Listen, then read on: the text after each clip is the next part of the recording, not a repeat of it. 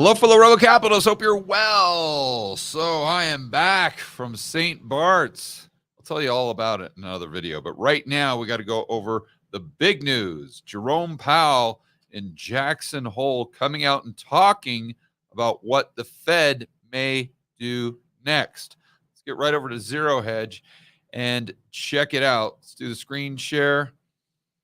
And here we go. So the first quote from Fed Chair Powell, very hawkish. A long way to go is what he is saying about current consumer price inflation. And keep in mind, I think this is just him saying, okay, what do I want the market to do? Therefore, what do I need to say to get the market to do what I want it to? I think most people take the Fed, Jerome Powell, kind of at face value. Like, okay, well, what is he saying? Well, whatever he says he's going to do, he's kind of giving us some insights as to how the Fed is thinking. No. I do not believe that at all. I believe the Fed is simply saying, okay, this is a psyop. Not like a conspiracy theory. This is just a psychological operation. What do we want the market to do? Okay, we want the stock market to go down. We want, the long end of the yield curve to go up. We want the unemployment rate to go up. Okay, how can we do that outside of raising rates? So there's just the raising rates bucket, and then there's the psychological component. Anything he says at Jackson Hole, I would take with a grain of salt as far as how it pertains to actual interest rate policy. I would look at everything through the lens of psychology. So what he's saying here by taking a hawkish stance is not necessarily that they're going to raise rate. I don't think it gives you any insight there.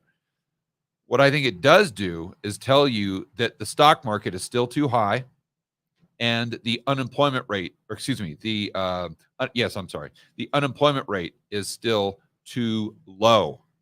So you say, well, George, isn't that just inflation high? No, but you got to remember, they look at this through the lens of the Phillips curve. So inverse relationship between the unemployment rate and inflation. So they narrow it down to just one thing, and that would be the unemployment rate. So they're just saying, what can I say to get the stock market down, to get the long end of the curve up, and most importantly, to get unemployment higher? Now once we understand that, let's get down into the key talking points per Zero Hedge. So economic uncertainty calls for agile monetary policy making.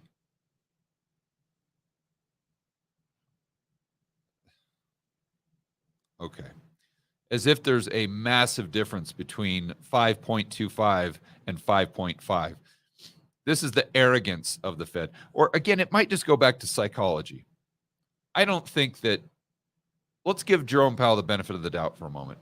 He's smart enough to know that he can't just simply turn the dial of the economy. Or inflation isn't just like a thermostat that's on your wall that you just, oh boy, 68 degrees, a little too chilly. I'd like it more around 69 or 70. Let's just crank that up a couple degrees. He realizes that interest rates, they're a very broad tool at the best. So, or a very blunt tool at the best. So when they're talking about the agility, I think what they're more so talking about, again, it's not the bucket of interest rate policy. It's more so psychology. They're trying to land this plane mostly using psychology. So again, when he's talking about agility with monetary policy, I think it's more accurate to say agility with psychological policy. The Fed will decide next rate moves based on data. This is nonsense, because if he was basing things on data, there's no way the Fed would continue to hike. But remember, if he just came out and told the truth, and he said, oh yeah, by the way, the data, looking down, I think we've done enough. We're going to go ahead and pause. What would happen? The stock market would rip. the long end of the curve would most likely go down. And therefore, that would put, I'm looking at this through the lens of the Fed, by the way, then that puts or gives more tailwind to consumer price inflation, defeats the purpose. So he can't come out, no matter, even if he thought that interest rates were way too high, even if he thought there's no way he's going to continue to raise interest rates, he can't say that. At least in his mind, he can't say that, or else it defeats the objective that he's trying to achieve. And again, that's unemployment, stock market down, long into the curve up. Attentive to signs, economy not cooling as expected. What are you talking about? See, this is where he just completely derails. And anyone that's paying attention sees this and should know almost instantly that the Fed really isn't about monetary policy. They're about psychological policy. Inflation reigns too high. Okay, I'll give him that one. Process of bringing inflation down still has a long way to go, even with more favorable recent readings. Again, Phillips curve, unemployment rate, long into the curve. 2 months of good data are only beginning of what we need to build confidence on the inflation. 2 months? I mean, if we're looking at the CPI, wouldn't that be like 9 months? It's gone from 9.1 all the way down to 3.3. So that didn't happen in the last 2 months, but all right. We'll assume that he's talking about the unemployment rate and maybe combining that with core PCE or something like that. All right. Substantial further ground to cover to get back to price stability. Really? I mean, keep in mind that their definition of price stability is 2% inflation. So we were just down at 3. I don't know that I'd consider that substantial, but okay.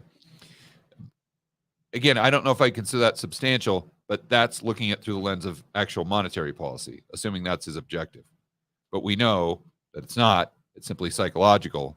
So for him to come out and say that they've got substantial further ground to cover, that makes complete sense. So again, I think that's the main takeaway here is when you look at this from as they present it, that this is all about monetary policy, none of this makes sense. But when you look at it in terms of psychology, it all makes sense. Okay, getting back to the key talking points. Slowing rents point to slowdown in housing inflation. Okay, need some further progress on non-housing services inflation. Right, but see there, well, where I would pick that apart would just be the excess savings decreasing. We've talked about that on this channel quite extensively. And then, of course, people having to pay back their student loans. In fact, I might do a video on this today, but I was reading last night. I can't remember where I read this, but I'd have to pull it up again, maybe the Wall Street Journal, where they counted how many times on this, on the earnings calls from these CEOs and CFOs over the past like 2 or 3 weeks, how many times the student loans have been mentioned, or the fact that they're going to have to start repaying the student loans. And they had like a chart of what is average and then what we've seen over the last 3 or 4 weeks. And it just like skyrocketed. It's like 10x what, how often they normally talk about student loans. So these CEOs are really, really, really cognizant of it, and they're quite concerned. So I don't know why the Fed wouldn't discuss that while they're talking about inflation and what we see coming down the pipe. Need further progress on non-housing. Okay, policy is restrictive, but Fed cannot be certain what the neutral rate level is. Yeah, the neutral rate. Can you not determine what the neutral rate is by the 10-year Treasury being 120 basis points under Fed funds? That doesn't give you any insight as to what the neutral rate would be. And by the way, the yield curve that the Fed says is the most powerful indicator, the near-term forward spread, that's still inverted by 100 basis points. That doesn't give you any insights as to where the neutral rate might be and that it might be a little bit lower than where Fed funds is now? Come on. Above trend growth could warrant more Fed rate rises. Getting inflation back to 2% likely requires below trend growth. Okay, so they're talking about nominal GDP, I guess. Lowering inflation also likely to require softer labor markets. It goes back to the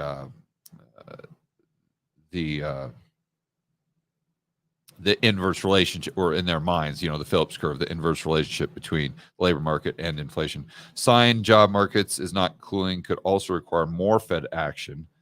See, and there again, but that in and of itself tells you this is nonsense, because he knows that that's a lagging indicator.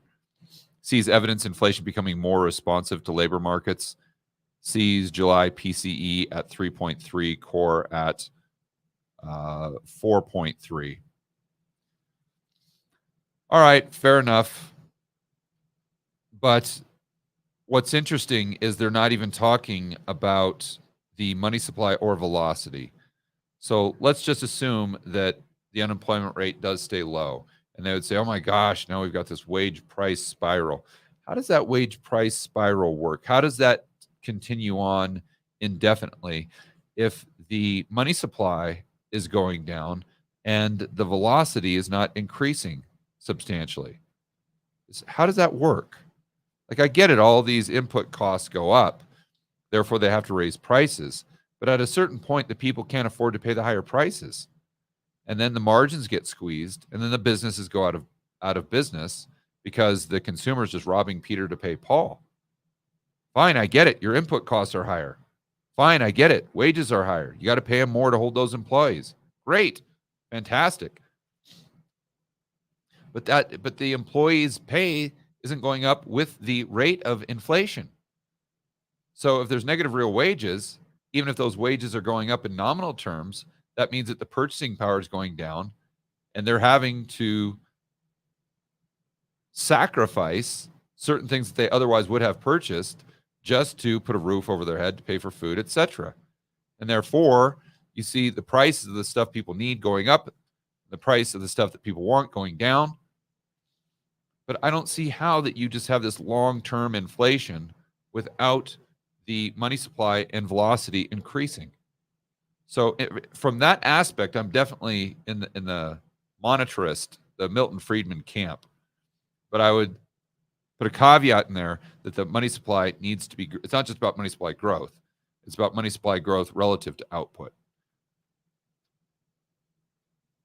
All right, there you go. So main takeaway here is kind of what we already knew from the standpoint of the Fed is more about psychology than they are about monetary policy. And then Jerome Powell still coming out hawkish, very, very hawkish, which is kind of what you would expect, because he wants that long end to go up and he wants the stock market to go down. He wants the unemployment rate to go up. And until those three things happen, even if he's raising rates or not, I would assume that he's going to continue with this extremely hawkish tone. All right, guys, enjoy the rest of your afternoon. As always, make sure that you're standing up for freedom, liberty, free market capitalism. We'll see you in the next video.